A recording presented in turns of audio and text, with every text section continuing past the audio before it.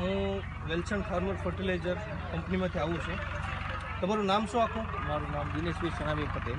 દિનેશભાઈ સનાભાઈ પટેલ, બરાબર. ગામ કયું તમારું? પોશિંદ્રા. પોશિંદ્રા, બરાબર.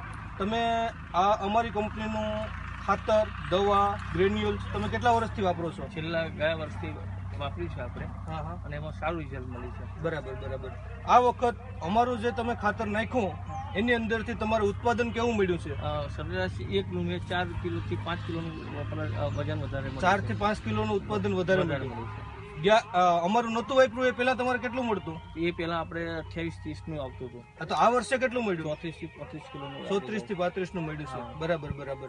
અને જો તમે આ વાપર્યું છે, તમને સારું લાગ્યું છે, તો તમે તમારા બીજા ખેડૂત ભાઈઓ છે એને તમે શું કહેવા માંગો છો? એને કહીએ કે ઓછા ખર્ચે સારું રિઝલ્ટ અને કેળાની લંબાઈ સારી આવી હતી એટલે વેપારી વહેલા આવશે આપણી પાસે. બરાબર. બજારમાં આપણે વેપારીને શોધવા નહીં જવું પડે. બરાબર.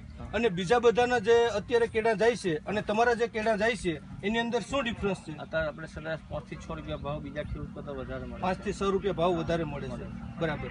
અને તમારે જે તમે બીજા વર્ષે જે બીજું ખાતર વાપરતા ત્યારે તમે જે ખર્ચો કરતા અને આમાં જે ખર્ચો કર્યો એમાં કેટલો તફાવત મળે છે? આપણે તમારા ખાતરથી બહુ ઓછો લગભગ વીઘે 5,000 રૂપિયાનો ફાયદો થાય છે. 5,000 નો ફાયદો થયો છે.